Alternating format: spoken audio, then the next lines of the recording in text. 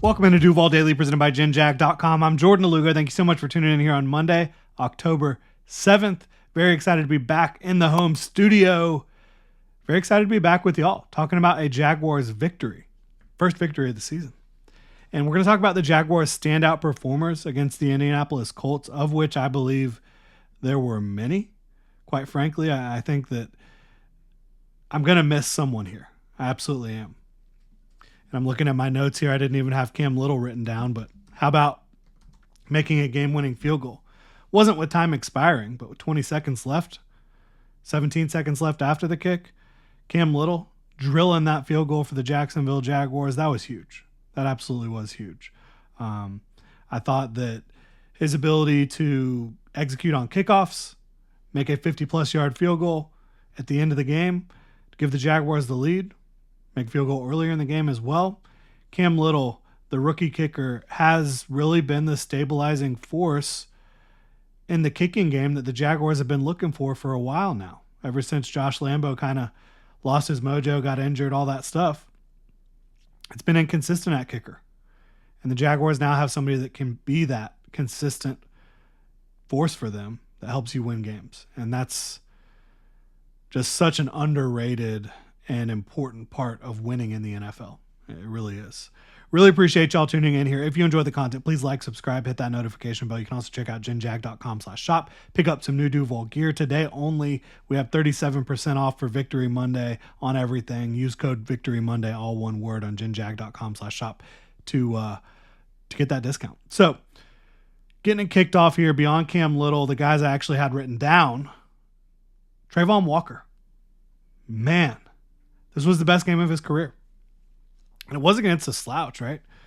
Braden Smith is a good right tackle in this league. That's where he got most of his work done. You know, the Jaguars edge rushers, they generally line up kind of static. Trayvon Walker on the defensive left side, offensive right side. Josh Hines-Allen on the opposite side. Trayvon Walker, 7 pressures, 3 sacks. Really, and Doug Peterson mentioned this earlier today, and he's right on. I mean, it could have been 4 or 5. Really, it could have been 5. Easily. And that's just so impressive to me. Like, easily the best performance of his career. And yeah, Joe Flacco, not a super mobile quarterback, although you did see him pick up big chunk play with his legs. That'll happen sometimes when you're running all-man coverage. Quarterback will see the daylight and just go for it. But Trayvon Walker was such a big impact as a pass rusher today and as a run defender. He did a tremendous job, and Josh Hines-Allen did very well too, but Trayvon was the star of the show today. His speed to power, his bull rush, his ability to get through Braden Smith, to work around Braden Smith, to stunt inside as well. He was a wrecking ball, and he dominated this game, and he dominated it when he had to. Like, his fourth quarter was incredible. The Jaguars defense struggled in the fourth quarter, and we're going to talk about that, but it did not have anything to do with Trayvon Walker's play. He was fantastic for the Jaguars, and this is the type of signature performance you want to see from him, and now you need to continue to stack. And he's had a good season so far. I think that against the Dolphins, he had a very good game. He had a very good game here this week as well. I think he played well against the Texans, but you want to, former number 1 pick, you want to see him continue to play more like he played in this game than he did in these last couple, particularly, Cleveland and Buffalo. And the entire team struggled against Buffalo, so not really on Trayvon, but what a standout performance by him. Tank Bigsby, 3rd-round pick by the Jaguars last year. A lot of people wanted him cut after the first few games of the season, never wanted to see him again, but he's been amazing this year, and he had over 100 yards in this game, busted off multiple impressive. I mean, his touchdown run, how many guys did he run through? And huge shout out to Ezra Cleveland for helping him get there, pushing him forward at the end of that run. But Tank Bigsby, and he wasn't perfect. Doug Peterson mentioned that. I asked Doug Peterson about Tank's performance today. He mentioned there was a couple times where maybe you just need to hit the hole versus dancing around, but he made people miss. He ran through tackles. He ran past by and was not able to be caught by Colts defenders. He's been amazing. And I think you now have a situation, and huge shout out to Travis Holmes for pointing this out last week. you have a situation where I think when you want to pound the rock, Tank Bigsby, when you want to get the passing game going and use your back end space, Travis Etienne, and use them kind of like David Montgomery and Jahmyr Gibbs, like the Detroit Lions are using those two. I think that's a fantastic plan moving forward because Travis Etienne was a huge impact in the passing game, caught 6 passes, and none of them were like huge gainers, but he caught all those passes and was able to keep the Jaguars in manageable down and distances with a lot of those catches, and a couple of them pick up first downs as well. So I thought that the running back duo was really impressive. Doug Peterson also shouted out Dearness Johnson in pass protection. So that's good stuff. Trevor Lawrence, we talked about him already, did a whole show on him this morning, like how he was able to get back into rhythm, find his confidence, get the ball out quickly, tight windows, deep balls down the field, whatever it was. Trevor Lawrence was so accurate today or yesterday, and just, again, confident, in rhythm, on the money. Everything you want to see from Trevor Lawrence, you saw it against the Indianapolis Colts. And we've come to expect him to perform well against the Colts throughout his career. Doug Peterson and this offense and what they provide for the quarterback against the Colts, it's just a match made in heaven against that Gus Bradley cover 3 defense. And the Colts don't have a great secondary right now. Kenny Moore was out. DeForest Buckner, their star interior defender, was out. Tyquan Lewis out. So certainly not full strength, but even if they were full strength, I had full confidence that Trevor Lawrence would have a game, and he certainly did against the Colts. Now, Brian Thomas Jr., I keep saying it, you need to keep getting him the ball more and more and more and more. And today they were able to find a good balance, and against the Colts, you're just kind of looking for whoever pops open against that zone a lot more often than not. But Brian Thomas Jr.'s 85-yard touchdown, he was the fastest timed ball carrier in the NFL this year. Over 22 miles per hour. Great throw, great catch. His ability to get open. And he was eating all over the field. Now, there were a couple tight window throws you'd like to see him come down with that Trevor Lawrence did give him an opportunity.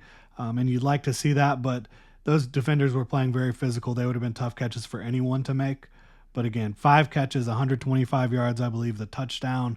Brian Thomas Jr. continues to be a huge threat for this Jacksonville Jaguars offense. The type of threat they need, and I think they could use another guy on him, or like him playing on the outside, another guy that really brings it. You know, Gabe Davis did not bring it at a super high level in this game, unfortunately. But we're here to talk about the standouts in a positive manner. But I do got to tell you all about Underdog Fantasy. I have a blast on Underdog. Best ball, pick 'em, a whole lot more. It's genuinely the best user experience on the web when it comes to daily stuff. Making picks on Underdog is straightforward. Signing up is even easier. Just head over to Underdog's simple-to-use mobile app or UnderdogFantasy.com. Sign up with promo code DuvalDaily, and Underdog will give you a free pick to use on your first cash pick'em entry, plus up to $1,000 in bonus cash when you deposit. That's Underdog Fantasy, promo code DuvalDaily, to claim your new customer special of a free pick and your deposit offer. Must be 18 plus, 19 plus in Alabama and Nebraska, 19 plus in Colorado for some games, 21 plus in Massachusetts and Arizona, and present in a state where Underdog Fantasy operates. Terms apply. Void in Colorado. Concerned with your play? Call 1-800-GAMBLER or visit www.ncpgambling.org. Arizona, 1-800-NEXT-STEP. That's 1-800-639-8783, or text NEXT STEP to 53342. In New York, call the 24/7 HOPE line at 1-8778-HOPE-NY, or text HOPE-NY. That's 467-369. Shout out to Underdog Fantasy for sponsoring the show. So, getting into more standouts, again, of which there were many. Christian Kirk.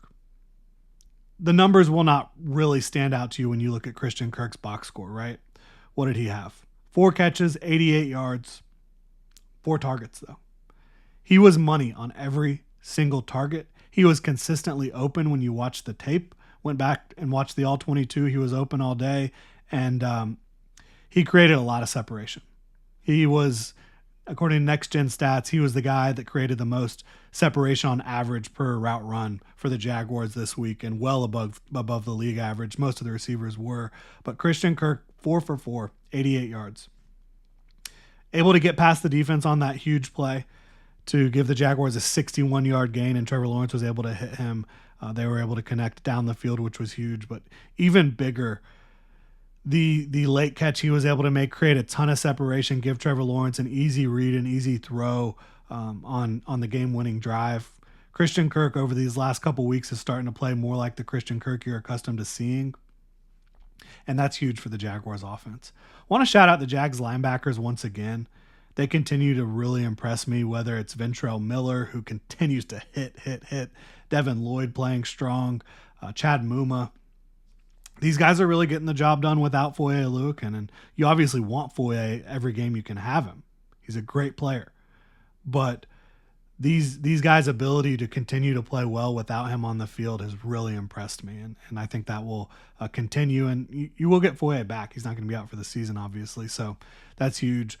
Brenton Strange continues to really impress me. You see him making an impact as a blocker, but how about what he did catching that pass in the end zone? He was able to move the chains a couple times as well. Going up and catching that fastball from Trevor Lawrence in the back of the end zone, full extension up into the air. That was great to see. He was 4 for 4 on targets, right? Trevor Lawrence threw him the ball 4 times. He caught it 4 times for 24 yards. Most of them were just kind of underneath stuff, trying to keep it down in distance. He did pick up a first down, but helping the Jaguars offense stay on rhythm, on schedule, and then, of course, capping it off with the big touchdown for Brenton Strange was huge. I thought Jarian Jones, he didn't play as much in this game. I think, 19 defensive snaps for Jarian Jones. Yeah, 18 coverage snaps. He was able to get a big pass breakup in the fourth quarter. I thought was really impressive. He continues to just play really well. And obviously Darnell Savage was back this week. And so whenever Darnell's out there, Jarian's not going to get as much run. But he continues to earn the reps he does get.